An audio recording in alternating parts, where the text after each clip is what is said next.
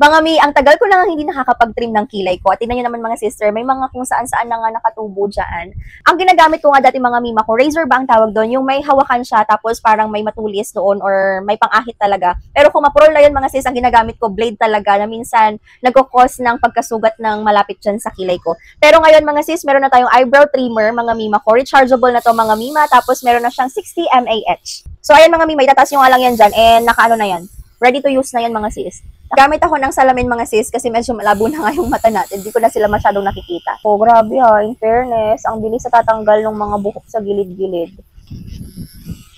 Dati talaga mga mima ko, nagpapashape pa talaga ako. Alam mo yung magbabayad sa salon ng 20 pesos. Tapos, ayun, i-shape nila yung inyong kilay. Pero ngayon mga mi, napakadali na talaga. Kayang-kaya mo nang gawin. So, ayan mga sis, naalis na nga yung mga kilay ko na nandito. Dito kasi sa taas, okay sila. So, dito lang may mga kaunti, pero hindi ko alam kung masyado bang napansin. Kung pansin nyo ba, mga mima ko. Pero grabe, game changer nga itong eyebrow trimmer, mga mima ko. Murang-mura lang to, kaya check my yellow basket. Check out na!